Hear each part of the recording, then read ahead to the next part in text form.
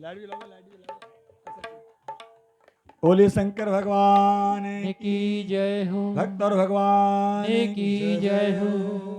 हर हर शंभू महादेव। हम क्या करें? और पूछा कि किस जगह क्या लाभ मिलता है। जैसे हम गौशाला के पास शिवलिंग बना के पुष्टामना करते हैं तो वहां पर 100 गुना लाभ मिलता है। कितना? 100 गुना लाभ मिलता है। नदी के गंगा के किनारे 1000 गुना लाभ मिलता है। और शिवालय में पूजा करने से जहाँ पर शिवलिंग की स्थापना है, अचल मूर्ति है, वहां पर हमें लाखों गुना लाभ मिलता है एक माला का। तब सूजी महाराज से सोनवती पूछते हैं कि शिवलिंग चाहे तांबे का हो चाहे अष्टधातु का हो, लेकिन सबसे अच्छा बताया है माटी का। पार्थ शिवलिंग की पूजा करें तो कितनी करें, कितनी पूजा से कौन सा लाभ मिलेगा? तब सूजी महाराज कहते हैं, ऋषियों, लिंगों की संख्या कामना के अनुसार है। हम किस कामना के प्रति, हम क्या भगवान से प्राप्त करना चाहते हैं, किस चीज का हमें कष्ट है, भगवान शिव देते अवश्य हैं। देखिए, खाली एक लोटे से काम नहीं चलने वाला है। कब चलेगा एक लोटे से काम? जब हमारे सारे पाप धुल जाएंगे। अगर गंदा कपड़ा हो रहा है तो एक बार में भी धुलाई से काम चलता नहीं है। और एक दिन पहना है तो एक दिन की धुलाई से भी काम चल जाएगा। पानी में निकालो, उसकी बदबू चली जाएगी बस। लेकिन 10 दिन लो उसमें मैल भर गया है तो फिर उसे रगड़ रगड़ रगड़ रगड़ के धोना पड़ेगा। नहीं धोते आप कौन सी ऐसी माता बहनें हैं जो अपने घर में खाली झाड़ू लगा के घर की सफाई कर लें, जहाँ पर टाइल पत्थर है? कच्चे आंगन की बात दूसरी है। जहाँ पे टाइल पत्थर हैं, जो केवल झाड़ू से संतुष्ट हो, पोछा ना लगाएं हैं। झाड़ू के बाद पोछा अवश्य ही, और कभी कभी पोछे से भी गंदगी नहीं निकलती तो फिर डबल पोछा लगाते हैं, फिर उसमें केमिकल डालते हैं हम, तब जाके वो घर हमारा सपा। ऐसे ही हमारे मन में जो कचरा भर गया है वो बहुत जल्दी से निकलने वाला निकल जाएगा। अगर पहले हमने एक बार अपने मन की सफाई कर दी है तो फिर एक लोटे से काम चल जाएगा। द्वारा गंदगी नहीं होनी चाहिए। तब तो एक लोटा जल समस्या का हल है। और तुम्हारा गंदे कपड़े हो रहे हैं तो फिर एक लोटा जल से काम चलने वाला है। इसलिए हमें ध्यान देना चाहिए कौन से प्रकार के लिंग से कौन सा लाभ मिलता है। तो कहा है कि कामना के अनुसार तुम्हारी कामना क्या है। तो कामना जिसकी, यानी विद्यार्थी है, विद्यार्थी वो चाहता है मुझे विद्या मिले, तो उसको 1000 पार्थिव शिवलिंग की पूजा करनी चाहिए। 1000 शिवलिंग बना के और भगवान की आराधना करके पूजा करे। धन जिसको चाहिए, धन, धन कितने में काम चलेगा? धन वाले का कितने में? 500 से काम चल जाएगा। क्यों? अब इससे आप समझ सकते हैं, इसका मतलब विद्या की कीमत ज्यादा है और धन की कीमत कम है। क्यों? 500 में काम चल रहे हैं। अरे एक वस्तु मिल रही 1000 रुपए में, एक वस्तु मिल रही 500 में, तो इसका मतलब 1000 वाली वस्तु ज्यादा अच्छी है ना। तो ये सच है, धन से ज्यादा विद्या की। जिसके पास विद्या है, ज्ञान है, वो चौड़े में अपना मान सम्मान करा लेते हैं और धन कमा लेते हैं। और जिनके पास विद्या नहीं है, ज्ञान नहीं है, उनके पास धन होने के बाद भी चला। जिनके पास विद्या हो गई, 10-5 साल पहले सब्जी बेचते थे, सब्जी हैं, ले लो टमाटर, टमाटर वाला टमाटर, और आज वो बिल्डिंग बना के बेच रहे हैं। क्यों? उनको ज्ञान प्रकट हो गया, और ज्ञान होने से ही पैसा धन आता है ना। इसके बाद जिसको पुत्र चाहिए, जिसको संतान की प्राप्ति चाहिए, क्योंकि संतान होना भी जीवन में बहुत ही अवश्य है। कथा भी आगे आएगी कि संतान क्यों जरूरी है। उसको मात्र कितने? 1500 यानी 1500 शिवलिंग की पूजा करनी चाहिए। वस्त्र चाहने वाले को 500 का पूजन करना चाहिए। और मोक्ष चाहने वाले को कितना करना चाहिए? 1 करोड़। कितने? क्योंकि मोक्ष सबसे बड़ी चीज है। 1 करोड़ पार्थिव शिवलिंग पूजन बनाने के बाद पूजा करके उसका विसर्जन करना चाहिए, तब मोक्ष होगा। मोक्ष होना कोई मामूली बात नहीं है। क्यों? क्योंकि हमारे जीवन में जाने कितने पाप हो गए होंगे, हमने कभी हिसाब लगाया विद्या के लिए छोटे मोटे पाप दूर हो सकते हैं, लेकिन मोक्ष के लिए तो भगवान पूरे शुद्ध करने के बाद लेंगे ना। हैं, सोने में थोड़ी भी मिलावट होगी तो फिर 1.5 लाख नहीं मिलेंगे, फिर वो कम में हो जाएगा। वो 24 ग्रेड का तो महंगा ही मिलेगा ना, और 22 वाला कुछ कम हो जाएगा, 18 वाला और कम हो जाएगा। तो भगवान मोक्ष के लिए बिल्कुल शुद्ध सोना चाहिए, शुद्ध, तब तुम्हारा मोक्ष होगा। तो उसके लिए 1 करोड़, और भूमि चाहने वाले को 1,000, जिसको प्लॉट प्लॉट चाहिए वो 1,000 में अपना काम चला सकते हैं। और दया का 3,000। हम किसी को दया चाहते हैं, दया करने का हमारे अंदर भाव आए हैं। हम सोचते हैं कि हम किसी पे दया क्यों नहीं कर रहे हैं, दान पुण्य क्यों नहीं कर रहे हैं, हमारे अंदर से ऐसे भाव क्यों नहीं आते कि किसी को दुख हो रहा है, हमारे अंदर से आंसू क्यों नहीं निकलते, अपनी कमी को ढूंढो। हैं, ऐसा प्रेम हमें क्यों नहीं प्रकट हो रहा है, ये पड़ोसी बराबर में मर गया और हमारी आंखों से आंसू नहीं, हम ऐसे निर्दल्य क्यों बन गए। प्रभु हम पर कृपा करो, हमारे अंदर भी दया भरो। तो उसको 1,500 शिवलिंग की पूजा करनी चाहिए, तभी ये कार्य चलेगा। तीर्थ की कामना करने वाले को 2,000 है, तीर्थ पे आना जाना नहीं हो रहा तो कामना कर रहे हैं तो 2,000 में काम चल जाएगा। इसी प्रकार जैसी जिसकी मनोकामनाएं हो उसी प्रकार से भगवान का पूजन करना चाहिए। पार्थिव की पूजा करोड़ों यज्ञ को देने वाली है। जिसका समय बिना शिवलिंग की पूजा के बीतता है वह दुरात्मा है। क्या है? दुरात्मा, बिल्कुल नष्ट है वो जीवन से। जिसका मन शिव में नहीं लगता, पूजा में नहीं लगता, वो दुरात्मा है बिल्कुल। लिंग का पूजन करने से संपूर्ण जगम, इस जगत की सारी पूर्ति भगवान करते हैं। संसार से तरने का इससे सुंदर दूसरा कोई उपाय नहीं है। हे शौनक ऋषियों, क्यों? आपने पूरा संसार घूमा, कहाँ कहाँ नहीं गए, मगर आपने कभी शिवलिंग पूजा ही नहीं करी। बस तीर्थ पे गए, मंदिर के दर्शन करें और बस थोड़ी बहुत आरती मिल गई, ओम भूर बह करके घर को चले आए। लेकिन समय दो, तब तुम्हारा काम बनेगा। भस्म के अभाव में मिट्टी का त्रिशूल धारण करके पूजन करना चाहिए। रुद्राक्ष की माला तथा बेलपत्र के बिना पूजन नहीं करनी। भगवान शिव को बेलपत्र अवश्य चढ़ाए। क्यों? इसकी महिमा कल आएगी कथा में। बेलपत्र का भी कौन सा स्थान है और कहां से इनकी उत्पत्ति हुई है, क्यों भगवान को बेलपत्र चढ़ते हैं, यह निश्चय मान के हम चढ़ाएंगे तो हमारा जीवन सफल हो जाएगा। तो पूजा कैसे करें? जब शिवलिंग बनाए हम पार्थिव शिवलिंग, तो पहले बेल पत्तर का पत्ता तोड़ें। पत्ता कैसा हो? टूटा फूटा, कटा, खंडित ना हो। उसका मुख किधर होना चाहिए? उत्तर की ओर उसकी नोक होनी चाहिए, उत्तर की दिशा में, और पीछे से बैठ के बनाएं। हम शिवलिंग पे भी कुछ देखते हैं, हम जल चढ़ाते हैं, जिधर देखा उधर ही चढ़ा देते हैं, कोई इधर से, कोई इधर से, कोई इधर से, कोई आगे से। ना ना, शिवलिंग की जलारी के पीछे खड़े हो, और पीछे खड़े होकर तब हमें जल चढ़ाना चाहिए। और हम जब जल चढ़ाएं, हमारे पास दूध नहीं तो मत चढ़ाओ। अगर दूध है तो दूध में पानी की मात्रा नहीं होनी चाहिए। दूध अलग लाओ और पानी अलग लाओ, एक जगह मिक्स मत करो। और एक देवता का चढ़ा हुआ जल दूसरे पे नहीं चढ़ाना चाहिए। हैं? अच्छा तुम ही हो, एक गिलास में मैं जल ले और सबको पिलाऊं, बताओ कौन कौन पिएंगे? क्योंकि पानी में घिन सी आती है, कोई भी नहीं पी पाएगा। तो ऐसे हम भगवान को कर रहे हैं, एक लोटे में जल भरा, प्रसाद, ये नहीं। अगर तुम्हें सबको चलाना तो अलग लाओ ना, एक बाल्टी भर के लाओ, लोटे से अलग अलग चलाओ। लेकिन तुम एक ही लोटे से पहले। और देखिएगा, दूध जब भी भगवान को चढ़ाएं तो स्टील का पात्र हो, कांसी का हो, कभी भी तांबे पीतल के पात्र में भगवान को दूध मत चढ़ाना, न घर रखो, उसमें विष बन जाता है। दूध कभी भी पीतल के पात्र से, तांबे के पात्र से नहीं चढ़ाना है, स्टील के से, कांसी के से, इससे चढ़ाओ। और जल हमेशा तांबे के लोटे से चढ़ाओ, क्योंकि तांबे में पानी चार्ज हो जाता है। अपने यहाँ भी पियो तो तांबे में पानी रखो शाम को, तांबे के पात्र में।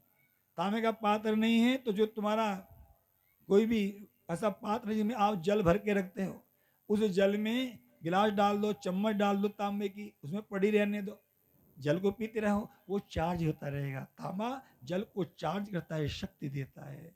जैसे आपके मोबाइल की बैटरी चार्ज होती है, ऐसे पानी भी चार्ज होता है।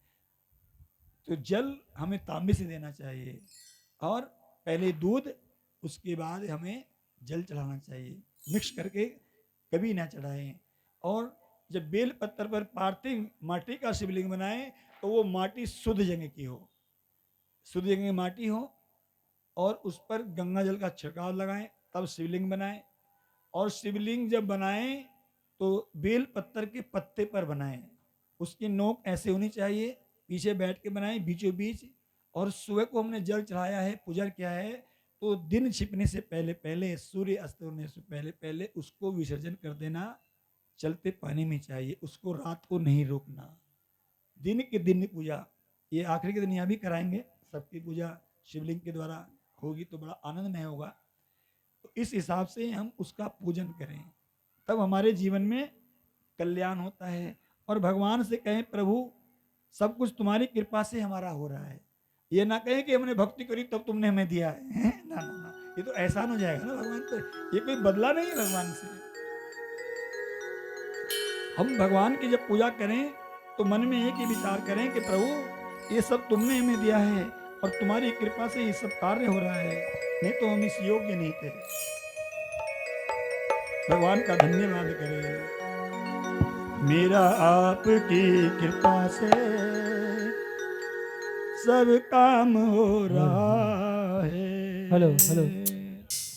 मेरा आपकी कृपा से सब काम हो रहा है। मेरा आपकी कृपा से सब काम हो रहा है। करते हो मेरे बाबा, करते हो मेरे बाबा, करते हो मेरे भोले, ओ करते हो मेरे भोले। मेरा नाम हो रहा है। ओ मेरा आपकी कृपा से सब काम हो रहा है। मेरा आपकी कृपा से सब काम हो रहा है। करते हो मेरे बाबा, करते हो भोले बाबा, मेरा नाम हो रहा है। मेरा आपकी कृपा से सब काम हो रहा है। मेरा आपकी कृपा से सब काम हो रहा है।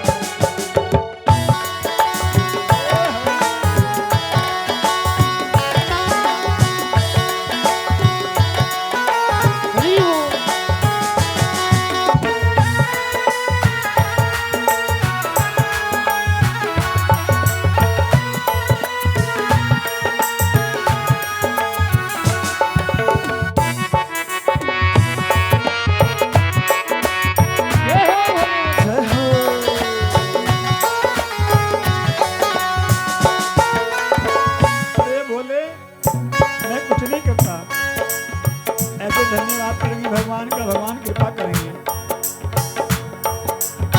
पतवार के बिना ही मेरी नाव चल रही है।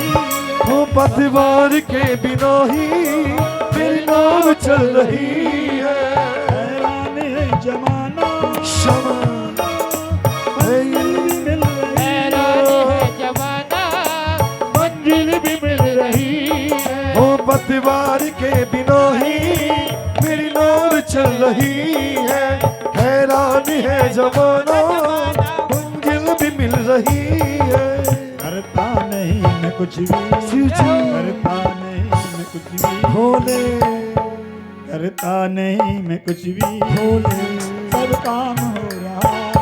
ओ करता नहीं मैं भोले, मेरा नाम हो रहा है। वो करते हो मेरे बाबा, जय हो। मेरा नाम हो रहा है। करते हो भोले बाबा, मेरा नाम हो रहा है। मेरा आपकी कृपा से हर काम हो रहा ओ है। मेरा आपकी कृपा से सब काम हो रहा है।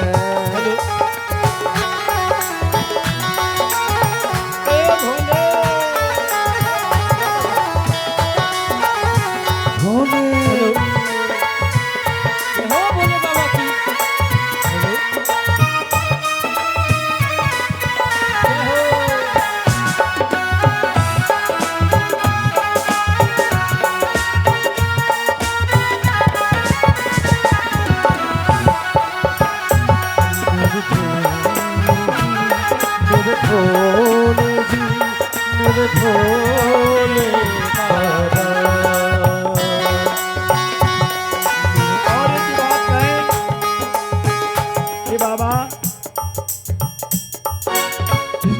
तुम हो ना, उसे क्या कमी है?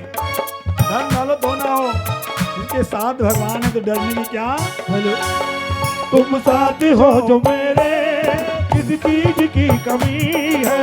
तुम साथ हो जो मेरे, किसी चीज की कमी है। किसी और चीज की अब दरकार भी नहीं है। हो किसी और चीज की अब दरकार ही नहीं। तुम साथ हो जो मेरे किसी चीज की कमी है। हो तुम साथ जो मेरे, की कमी है। किसी और चीज की अब दरकार भी नहीं है। हो किसी और चीज की अब दरकार भी नहीं है। तेरी दया से दाता, तेरी दया से भोले, माला माल हो रहा है। हो तेरी दया से भोले, मेरा काम हो रहा है। हो करते हो भोले बाबा, भोले। मेरा नाम हो रहा है। हो करते हो भोले बाबा, अरे करते हो भोले बाबा, मेरा नाम हो रहा है। करते हो भोले बाबा, मेरा नाम हो रहा है। मेरा आपके कृपा से, मेरा आपके कृपा से सब काम हो रहा है। मेरा आपके कृपा से सब काम हो रहा है।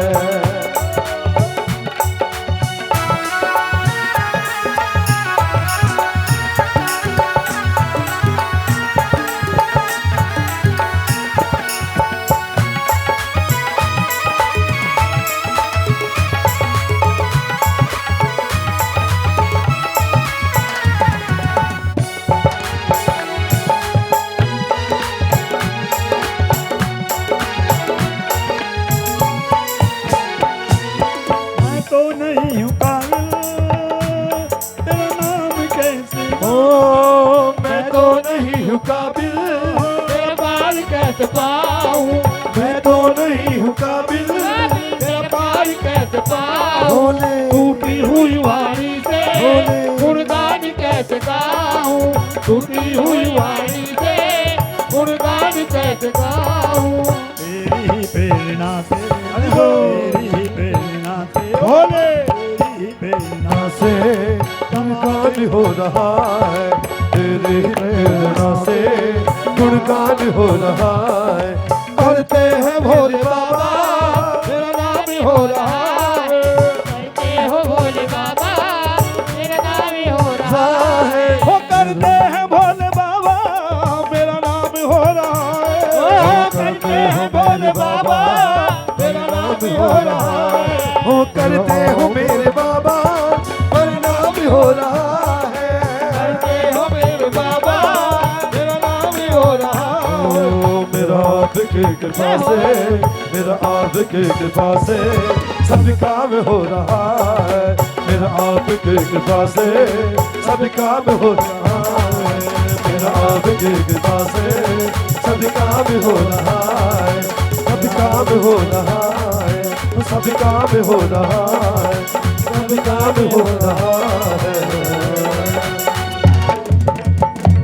बोलिए शंकर भगवान की जय। श्रीमद् श्री महाप्राण की नमः पार्वती पते हर हर महादेव, हरे हरे महादेव। हरि हरि महादेव। महिमा बताई पार्थिव शिवलिंग पूजन की। अपने घर में बनाएं, सूर्य को पूजन करें, सूर्य निकलने के बाद और सूर्य छिपने से पहले पहले उसका विसर्जन करें। देखिए इसमें कोई ज़्यादा दाम नहीं लगते। पूजा कैसे करनी है? बेल पत्थर पे बना के और वही अपना हम सब सामग्री चढ़ाएं, फल चढ़ाएं, फूल चढ़ाएं।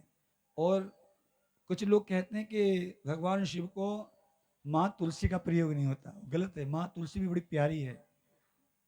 ये तो भगवान नारायण ने आशीर्वाद दिया है। तुलसी का जो जन्म हुआ है, कथा राम कथा में आती है बहुत बड़ी। क्योंकि बिना तुलसी मैया के पूजन के कोई भी देव की पूजा पूरी नहीं होती। ये भगवान नारायण ने आशीर्वाद दिया है। क्यों? भगवान नारायण को श्राप दिया था वृंदा ने। मोटी मोटी कथा समझ लें तो कि समझ में आ जाए। जलंधर नाम का राक्षस इतना ऐसा हुआ, वो ब्रह्मा विष्णु महेश से नहीं मर पा रहा था। क्यों? उनकी पत्नी थी वृंदा। वृंदा राक्षस कुल में लेने के बाद जन्म, फिर भी पतिव्रता होने के कारण इतनी शक्तिशाली थी कि पतिव्रता का कवच लगा रखा था उस राक्षस पे, वो मर नहीं पा रहा था। तब युद्ध में जब उसने हाहाकार मचा दिया और भगवान ब्रह्मा विष्णु महेश ने सोचा कि अगर ये नहीं मरा तो कितनी बहन बेटियों के अस्तित्व मान सम्मान को लूटेगा, इसलिए इसका मरना अवश्य तय कर लिया। तो कैसे मरे? ये जब मरेगा, भगवान शिव बोले कि जब इनकी पत्नी का पतिव्रता धर्म टूटे तब तो ये मरे। तो इस पाप को कौन कमाए? तो ये जिम्मा भगवान, जिम्मेदारी भगवान विष्णु ने ली। भगवान विष्णु रूप धारण करके भगवान शिव ब्रह्मा इंद्र चंद्र युद्ध करने लगे उस जलंधर राक्षस से, और भगवान विष्णु एक रूप से धारण करके उसका पति जलंधर बन के तुलसा जी के पास पहुंचे। किसके? वृंदा के पास। और वृंदा के जाके गेट खोला तो वृंदा ने सोचा मेरे पति आ गए, और वो भीतर चले गए और वो काम सुख में डूब गई। तब उसे ध्यान आया कि तुम मेरे पति नहीं हो, तुमने छल किया है मेरे साथ, ये तुमने अच्छा नहीं किया। भगवान विष्णु को कहने लगे तुमने बहुत बड़ा पाप किया है। इसलिए वृंदा ने भी भगवान विष्णु को श्राप दिया कि जैसे तुमने मुझे छला है, एक दिन मेरे पति तुम्हारी पत्नी को ले जाएंगे। यही राक्षस रावण बन के आया और मैया सीता का हरण हुआ, क्योंकि श्राप लगा था। अब मुझे कौन पूछेगा? तुमने मेरा अस्तित्व लुटा दिया। भगवान ने कहा देवी मैं गुनाहगार हूँ। क्यों? क्योंकि तुम्हारा पति मर नहीं पा रहा था, तुम में इतनी शक्ति थी, और तुम्हारा पति न पापी था, वो कितनी बहन बेटियों की इज्जत लूटता। जो भी कोई नई दुल्हन होती उसे कहता है एक दिन मेरे ही आना पड़ेगा मेरी पत्नी के रूप में, तो इसलिए मुझे मानना पड़ा, लेकिन पाप तो मैंने किया है, इसका मैं भर भोगी हूँ। हैं? तो माँ तुलसा ने जो श्राप दिया वृंदा ने, तो भगवान ने स्वीकार कर लिया और भगवान ने आशीर्वाद दिया कि वृंदा तुम पूजी जाओगी। क्यों पूजी जाओगी? मैं तुम्हें आशीर्वाद देता हूँ, तुम गंडका नदी के किनारे एक पौधे के रूप में जन्म लोगी, तुलसा जी के रूप में, और मैं वहाँ पत्थर, क्योंकि उसने श्राप दिया कि तुम पत्थर भी बनोगे, तो मैं उस पत्थर के रूप में आऊँगा जिनका नाम होगा बोली शालिग्राम भगवान की जय हो। और मैं आपको आशीर्वाद देता हूँ जो मेरी पूजा करेगा, जो भगवान शिव की पूजा करेगा, किसी भी देव की पूजा करेगा और तुम्हारा प्रयोग नहीं करेगा पहले, क्यों? तुम्हारे जो केस हैं वे तुलसी मैया के पत्ते के रूप में पूजे जाएंगे। जो उन्हें नहीं लगाएगा उसके भोग को हम कोई भी देव स्वीकार करेंगे नहीं। तुम्हारा नाम तुलसी होगा। बोलिए तुलसी मैया की जय हो। ऐसा आशीर्वाद भगवान ने दिया। तो भगवान तो सबको आशीर्वाद देते हैं, किसी को भी आशीर्वाद से भगवान छोड़ते नहीं हैं। तो कभी कभी गलत होकर भी भगवान ठीक करते हैं। आज सूर्य जी महाराज कहते हैं कि तुम्हें भस्म की महिमा बताऊं। दो कथा और हम सुनेंगे, भस्म की महिमा और रुद्राक्ष की उत्पत्ति कैसे है। सूर्य जी कहते हैं कि सर्व मंगलों को देने वाली भस्म दो प्रकार की होती है, एक महाभस्म होती है और दूसरी सब लप भस्म होती है। श्रोत, स्तुति तथा लौकिक तीन प्रकार की महाभस्म होती है।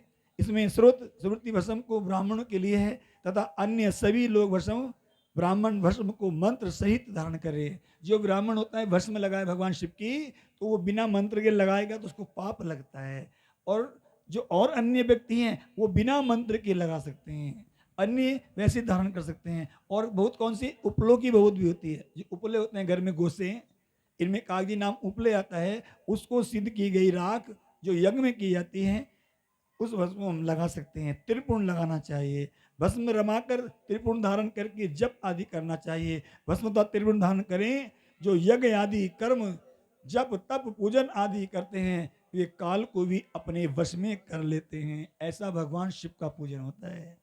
तब कहते हैं किसी को काल सर्वदोष है वो भगवान शिव की कथा को धारण कर ले, सुन ले, पूजा पाठ कर ले, तो उसका काल सर्वदोष मिट जाता है। क्यों?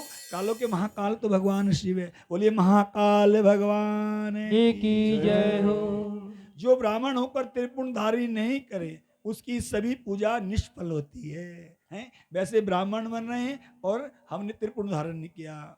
वानप्रस्थी अधिक तथा कन्याएं मध्य में जल मिलाकर या सूखी भस्म रोज धारण करें। सूखी मध्य में है, सूखी भस्मी लगा सकते हैं। इससे शिव की भक्ति तथा मुक्ति मिलती है। बीच की उंगली अनामिका तथा छोटी उंगली के 3 त्रिपुण लगाएं से। इससे 3 रेखा खींचने वाली भ्रुकुटी के मध्यम एवं समाप्ति तक जितना विस्तार हो सके उतना त्रिपुण धारण करना। और लोग कहते हैं तो लोग क्या कहते हैं, अरे भैया बड़ा पंडित हो गए हैं तो आजकल धारण करके बैठा है। ये शिव महापुराण कह रही, भगवान कह रहे हैं। सभी शरीर के भोगों में धरा सोम पृथ्वी वायु आदि का नाम लेकर त्रिपुण धारण करना चाहिए। ब्रह्मा विष्णु रुद्र की उत्पत्ति करने वाला परमात्मा भगवान शंकर का ध्यान स्मरण करता हुआ ओम नमः शिवाय का जाप करना चाहिए। बोलिए ओम नमः शिवाय। ओम नमः शिवाय। ये 5 अक्षर का मंत्र है। ये शिव महापुराण का महामंत्र है। इसके अलावा कोई मंत्र जपो, सैकड़ों मंत्र हैं वो जपो, लेकिन जो सब श्रेष्ठ है वो है ओम नमः शिवाय। और ज्यादा लगाना है तो हरि लगा लो, लेकिन सब में श्रेष्ठ है ओम, जो महामंत्र है। सूर्य जी कहते हैं कि कैसे रुद्राक्ष की उत्पत्ति हुई है, उस कथा को सुनिएगा।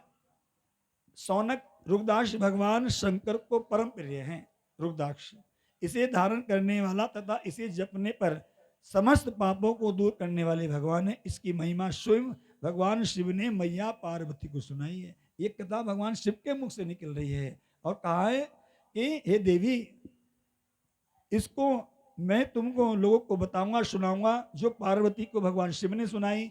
पार्वती भगवान शिव से पूछ रहे हैं। भगवान शिव पार्वती से बोले, हे देवी, पूर्व काल में मैं अपने मन को एकाग्र होकर करके दिव्य सहस्त्र वर्षों तक, सैकड़ों वर्ष तक मैं तपस्या करने बैठ गया। उससे मुझे कुछ भय लगा। देखिए, जब पूजा करते हैं तो भय भी लगता है, डर भी लगता है और मन भी नहीं लगता है। मुझे भय सा लगा। भगवान शिव भी स्वयं पूजा करते हैं। तभी मैंने भय से नेत्र खोल दिया। उस समय मेरे नेत्र से कुछ आंसू निकल गए हैं, कुछ बूंदें मेरे नेत्र से निकली। उन बूंदों से गौड़ देश से लेकर मथुरा, अयोध्या, काशी, अरुणाचल, सारे पर्वतों पर आदि में सभी देशों में रुद्राक्ष उत्पन्न हो गए। इसके भगवान की जल के आंखों से। क्यों? भगवान पूजा में लीन थे, इसलिए कहते हैं किसी भक्त आदमी का मन दुखाना नहीं। अगर किसी भक्त का मन दुखाएंगे तो उसके आंखों से आंसू गिरते हैं, वो साक्षात भगवान का रूप होते हैं। देवी, मेरी आंखों से आंसू गिरे, वो सारी दुनिया में रुद्राक्ष के वृक्ष के रूप में प्रकट हो गए। तभी से इसकी महिमा बढ़ी है। वेदों ने अभी इसकी महिमा कही है। सभी वर्ण वाले इनकी माला धारण कर सकते हैं। ध्यान करना है। कुछ लोग कहते हैं कि नारी नहीं करने की, पुरुष नहीं करने, ये बड़ी विडंबना है। ये जाति का नहीं करने का, केवल पंडित ही करेंगे। ना ना ना, शिव महापुराण कह रही है कोई भी वर्ग हो, कोई भी जाति हो, कोई भी माता हो, महिला हो, पुरुष हो, कोई भी आदमी इसको धारण कर सकता है।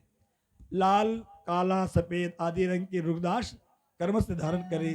जब करने में इसकी माला बहुत ही विशेष होती है। सब मनोरथ पूर्ण होते हैं और मुक्ति देने वाला है। हे देवी, रुद्राक्ष मुझे अधिक प्रिय है। सभी वर्ण वाले, सभी आश्रम वाले, स्त्री तथा शूद्र भी हैं, ब्राह्मण हो, शूद्र भी, स्त्री हो, XYZ कोई भी इस माला को जपे। ये कल्याणकारी माला को धारण करने के लिए है। दिन में धारण करने से रात के सभी पाप नष्ट हो जाते हैं। दिन में हमने माला को धारण किया, जो रात को पाप सपने में भी हो गए ना, वे भी दूर हो जाते हैं। और रात में धारण करने से दिन के पाप नष्ट हो जाते हैं, और दिन में धारण करने से रात के पाप, यानी रात को भी निकालने की जरूरत नहीं है। त्रिपुण धारण कर रुद्राक्ष पहने, ओम नमः शिवाय का जाप करें। जिन्होंने गुरु धारण नहीं किए उनके लिए विशेष सूचना है। जिन्हें अभी शरीर रूप में कोई गुरु नहीं मिले, क्यों? आजकल गुरुओं की भी लाइन लग रही है, थोक के भाव में गुरु दीक्षा जा रही है।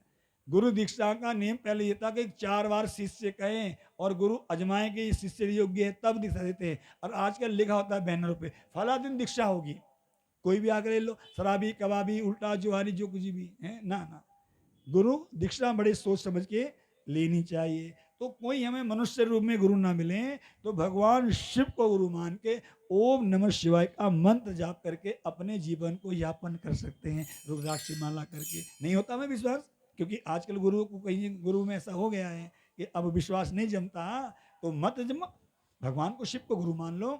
और मंत्र कौन सा रहे?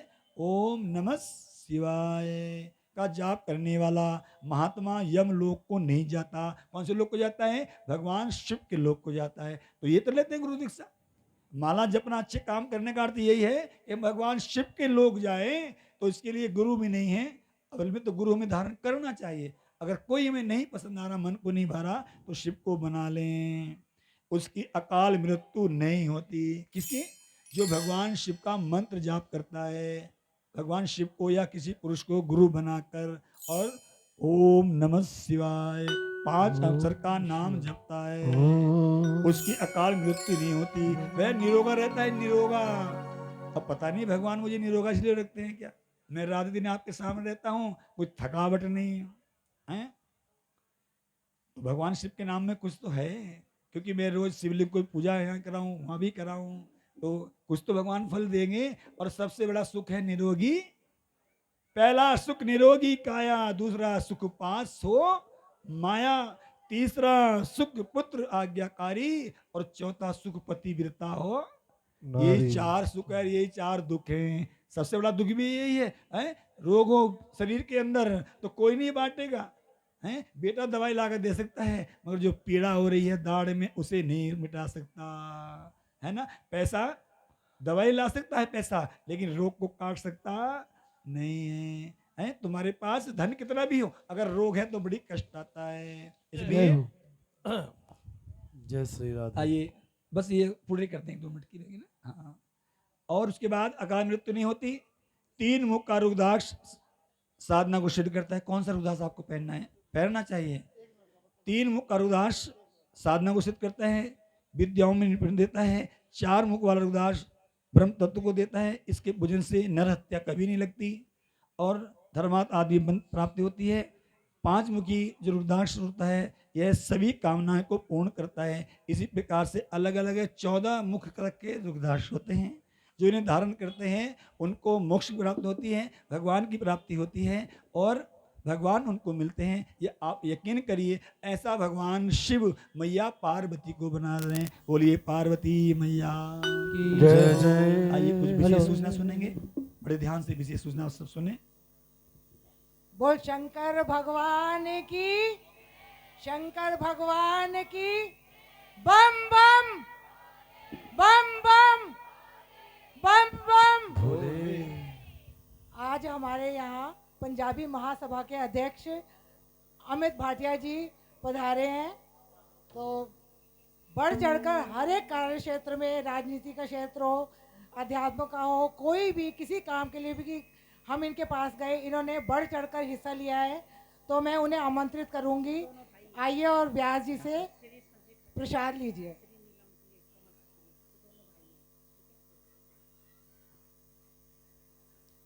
जोरदार तालियों के साथ अमित भाटिया जी का स्वागत करेंगे। जोरदार तालियों चाहिए, इससे एक्यूप्रेशर भी होता है। बम बम बम बम बम बम। भोले बाबा से हम अमित भाटिया जी के स्वास्थ्य की कामना करते हैं, स्वस्थ रहें और बढ़ चढ़कर हर एक कार्य क्षेत्र में अपना योगदान दें। अब मैं आमंत्रित करूंगी, आज के हमारे प्रसाद की व्यवस्था बलविंदर खत्री जी की ओर से है, जो निर्णय खत्री जी के छोटे भाई हैं। जब भी हम इनके पास किसी भी काम के लिए गए, किसी भी योगदान के लिए गए, इन्होंने बढ़ चढ़कर हिस्सा लिया है। मैं आमंत्रित करूंगी व्यास जी से आके बलविंदर खत्री जी आशीर्वाद लें। हाँ जी, अगर बलविंदर जी मेरा नहीं नाम पहचानते तो कालू खत्री। हाँ जी, हमारा काला खत्री कहाँ है? काला खत्री, काला खत्री जी आ जाइए। ये काला खत्री मेरा भाई है ना, नाटक ज्यादा करता है। ये कहेगा कालू बोलेगा तभी आऊंगा। बहन भाई का रिश्ता ही ऐसा अच्छा होता है। बोल शंकर भगवान की, बोल शंकर भगवान की जय जय। मेरे काले भाई को माँ भगवती भोले बाबा की असीम कृपा बनी रहे इन पे, और बढ़ चढ़ के अपना योगदान देते रहे। और एक बार जोर से बलविंदर खत्री जी और अमित भाटिया जी के लिए बम बम बम बम बम बम। आइए कुछ भक्तों ने यहाँ पर अपनी नेक कमाई से सहयोग दान किया है, उनके नामों की घोषणा जब हुए तो आप लोग जोर से ताली बजाना। सर्वप्रथम श्रीमान रोशन सिंह विश्व जी, प्रेमनगर, इनकी ओर से 1 से 5 रुपए का सहयोग है, एक बार जोरदार ताली से स्वागत करें। श्रीमान हर सिंह मेहरा जी, प्रेमनगर, 1 से 11 रुपए का सहयोग है, एक बार जोरदार ताली से स्वागत करें। श्रीमती कमलेश देवी जी, प्रेमनगर, इनकी ओर से 500 रुपए का सहयोग है, एक बार जोरदार ताली से स्वागत करें। गुप्तदान, प्रेमनगर, 500 रुपए, ताली से स्वागत करें। थक गए आप, थोड़ी ताली जोर से बजाएं। पर कमी है ना, दूसरे को नफा होता है, कोई कोई देख पाता है ना। ना ना, ऐसा मत सोचो ये आपका ही है, ये जो कथा भी आपकी है, पैसा भी आपका ही है, हम सब एक मात्र बने हुए हैं। श्रीमान दयाल सिंह पवार जी, प्रेमनगर, इनकी ओर से 100 रुपये का सहयोग है, जोरदार ताली से स्वागत। अच्छा, ज़्यादा पैसे ताली ज़्यादा बजाओगे तो चलो ज़्यादा बोल देता हूँ। श्रीमान गिरधारी लाल, इनकी ओर से प्रेमनगर वासी, इनकी ओर से 1101 रुपये का सहयोग है, ताली अब जोर से बजाइए। देख लो भाई, होता है, पैसा बोलता है, हैं? इसके बाद हमारे श्रीमान जी श्री संजीव खत्री जी और श्री नील कमल खत्री जी, इनकी ओर से भी 501 रुपये का सहयोग है, दोनों भाइयों को उसी ताली से स्वागत करें। श्री सागर वांगा जी, प्रेमनगर, इनकी ओर से 1 सिक्का का सहयोग है, एक बार जोरदार ताली से सभी दानदाता का व्यासपीठ की ओर से भी धन्यवाद, साधुवाद। सदा भगवान इनके धन को शुभ कार्य में लगाएं, कहीं व्यर्थ बीमारी में, झगड़े में, लपड़े में ना लगे और सदा कारोबार चलता रहे। सबके लिए शुभकामनाएं। आप सभी को भी शुभकामनाएं, बार जोरदार ताली से सबके लिए स्वागत करें। सभी भक्तों ने 3 बजे से लगा के और अब तक का आपने समय दिया, क्योंकि 6:39 का समय हो रहा है, तो समय का पता ही नहीं लगा। मैंने भी समय देखा, मैंने सोचा 4 बजे होंगे भी। हाँ, जब तो मेरे उसे 4 निकल रहा था ना, और ठीक 2:30 पे हम आ गए हैं। 2:30 से पहले 2:20 पे ही, और लगता है सबसे पहले गद्दी पे मैं ही आता हूँ यहाँ। क्यों? अगर ट्रेन का पहले इंजन चलेगा तब ट्रेन चलती है। कुछ लोग सोचते हैं पहले भगत आए हैं जब जाएंगे, ना समय से कथा होनी चाहिए। ठीक 3 बजे आरती का समय है। क्यों? ये कथा आपकी लाइव चल रही है। इस कथा को आप सबको भी आस पास के गांव क्षेत्र देख रहे हैं, पूरी उत्तराखंड, यूपी, हरियाणा, देश, हमारा पूरा भारत, इसके बाद विदेश तक भी कथा यूट्यूब के द्वारा जा रही है। आप भी अपने चैनल पर किसी को बताना लाइव करें, क्योंकि ये संगीता परिवार के नाम से आप चैनल खोलेंगे, संगीता सेवा परिवार, संगीता सेवा परिवार के नाम से आप चैनल खोलेंगे तो ये लाइव इस समय चल रहा है, और ये और अच्छे से होकर ये आपकी कथा जाती रहेगी। एक बार यूट्यूब वालों लोग भी जोरदार ताली से स्वागत करें, जो यहाँ पर 2 बच्चे सेवा कर रहे हैं बहुत सुंदर व्यवस्था के साथ में। तो कल की कथा का आप जो शेड्यूल है आप सुन लीजिएगा। सुबह 7 बजे हवन यज्ञ, और कल के यजमान हमारे मान्यवर श्री नाम परवेंद्र सिंह जी कौर जी, एक बार ताली बजाएं। कथा के पहले यजमान श्रीमान परवेंद्र सिंह जी के द्वारा कल और भी यजमान बन सकते हैं, क्योंकि दिन 5 हैं और पूरा प्रेमनगर, पूरा आसपास के गांव पड़ा है, 4-6 जितने भी बने, क्योंकि ये कथा रोज़ नहीं मिलेगी। आप इसमें सम्मिलित हैं। यजमान ना बने फिर भी आप यज्ञ में जरूर आइएगा। 7 बजे हवन यज्ञ होगा, 6 बजे से परिक्रमा शुरू हो जाती है, शाम को भी परिक्रमा रहती है, तो आप उसमें ज़्यादा संख्या में पहुँचें। कल भगवान शिव का विवाह मैया के साथ होगा। कल सृष्टि की रचना की कथा आएगी, कैसे भगवान शिव ने सृष्टि को रचा, और भगवान श्रुति से स्वर्ग से पूछ रहे कि सती कौन है, सती कौन है, और कैसे भगवान शिव का विवाह पार्वती के साथ हुआ। ये कथा बड़े आनंद में कथा रहेगी। जो बारात चल के आएगी हमारे, कहाँ से चलेगी? शिव मंदिर से। शिव मंदिर से कथा प्रांगण महापिपलेश्वर मंदिर तक, प्रांगण तक पहुँचेगी। बहुत ही सुंदर भोले बाबा आएंगे साक्षात रूप में, साथ में उनके अगौड़ी बाबा भी रहेंगे, और मैया पार्वती का पहले जन्म होगा, पहले जन्म उत्सव मनाया जाएगा मैया पार्वती का, फिर बाद में माँ पार्वती का विवाह उत्सव मनाया जाएगा। और विवाह उत्सव में आप जानते हैं दान होता है, कौन सा? कन्या दान महा, जिनके बेटी ने उनको तो बिल्कुल माँ पार्वती के विवाह में ऐसा करना चाहिए कि जैसे मैं अपनी, वैसे सबको करना चाहिए।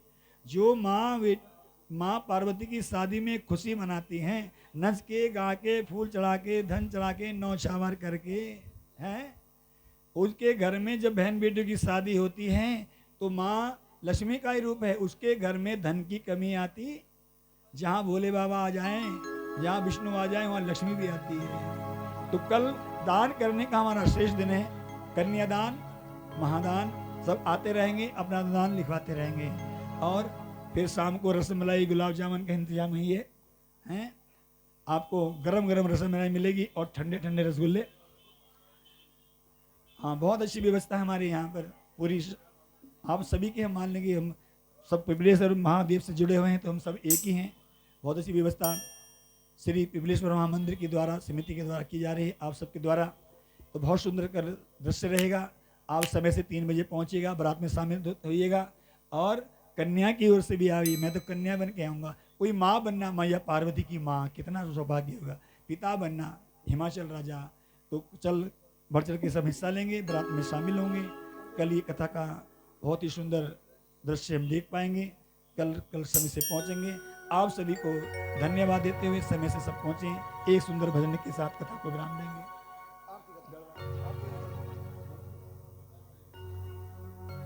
आइए, तो कह रहे हैं भजन तो कल बारात में बहुत होंगे। कल बारात में नृत्य करना है, डांस करना है? हमने देखा प्रेम नगर में जब बारात चढ़ती है तो खूब चलता है भजन। आज मेरे यार की शादी है, तो कल किसकी शादी है? कल भोलेनाथ की शादी है। नाथ की शादी है भोले। तो सबको आना है, हम आरती में सब करेंगे। श्री राधे, जय भोले बाबा। और देखिए, आजकल मॉडर्न जमाना है। जब बारात में हम आए तो आजकल शेरवानी चल रही, बच्चों के लिए शेरवानी। और माता बहनें आजकल नया आइटम चला है वो हैं। या तो हमारी माता बहनें ऐसे कपड़े पहनती हैं कि सारस की तरह खड़े दिखें, बिल्कुल एकदम शिफ्ट हुए शरीर से, चुस्त पजामिया।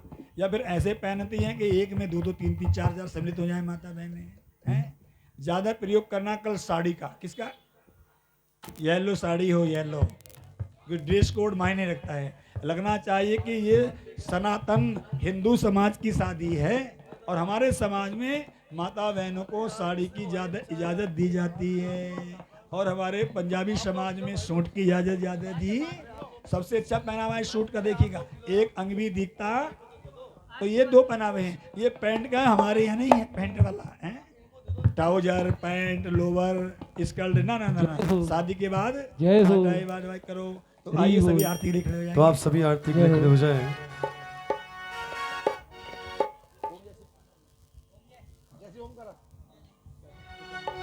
ओम दीप ज्योति नमो नमः। पुष्पम दीपम समर्पयामि नमः तस्मै नमो नमः। ओम जय शिव ओमकारा, स्वामी जय शिव ओमकारा। ब्रह्मा विष्णु सदा शिव, भोले भोलेनाथ सदा शिव। अर्धांगी धारा, ओम जय शिव ओमकारा। एक ब्रह्मा विष्णु सदा शिव, अर्धांगी धारा। ओम जय शिव ओमकारा। एकानन चतुरानन पंचानन राजे, तब पंचानन राजे। हंसासन गरुड़ासन, हंसासन गरुड़ासन। रसवाहन साजे, ओम जय शिव ओमकारा। 2 भुज 4 चतुर, तुझ 10 भुजते सोहे। 10 भुजते सोहे। तीनों रूप निरखता, तीनों रूप निरखता। त्रिभुवन जन मोहे, ओम जय शिव ओमकारा।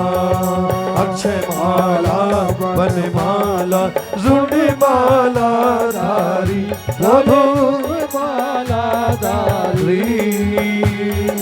त्रिपुरारी कंसारी, त्रिपुरारी कंसारी। करमाला धारी, ओम जय शिव ओमकारा। श्वेता बागंबर पीतांबर बागंबर अंगे भोले बागंबर अंगे शनिकाधिक गरुड़ाधिक शनिकाधिक गरुड़ाधिक भूताधिक संगे ओम जय शिव ओंकारा कर मध्य कमंडल चक्र त्रिशूल धरता भोले चक्र त्रिशूल धरता जग करता जग हरिता जग करता जग हरिता जग पालन करता ओम जय शिव ओंकारा विष्णु सदा शिव जानत अभिवेका प्रणवाक्षर के मध्य प्रणवाक्षर में शोभित ये तीनों एक ओम जय शिव ओंकारा त्रिगुण शिव जी की आरती जो कोई जन गावे सहित गावे कहत शिवानंद स्वामी भजत हरि हरि स्वामी मन वांछित फल पावे ओम जय शिव ओंकारा ओम जय शिव ओंकारा नमो जय शिव ओंकारा भोले हरि शिव ओंकारा विष्णु सदा शिव भोले भोले नाथ सदा शिव अर्धांगी गाया ओम जय हरे हर महादेव कर्पूरे गौरम करुणावतारम संसारिसारम भुजगेन्द्रहारम सदा वसन्तं हृदयालये भवं भवानी सहितं नमामि तमेव माता च पिता तमेव तमेव बन्धु च सखा तमेव विद्या द्रव्यं तमेव सर्वं मम देव देवा त्वमेव सर्वं मम देव देवा हरे कृष्णा कृष्णा कृष्णा हरे हरे हरे राम हरे राम हरे राम राम हरे कृष्णा हरे कृष्णा कृष्ण कृष्ण हरे हरे हरे राम राम हरे हरे शिवाय बोलो ओम नमः शिवाय ओम नमः शिवाय बोलो ओम नमः शिवाय ओम नमः शिवाय बोलो ओम नमः शिवाय ओम नमः शिवाय बोलो ओम नमः शिवाय ओम नमः शिवाय माता दी जोर से बोलो जय माता दी जोर से बोलो जय माता दी जय माता दी जय माता दी जोर से बोलो जय माता दी मारी बोलो जय माता दी पार्वती जय माता दी जय माता दी जोर से बोलो जय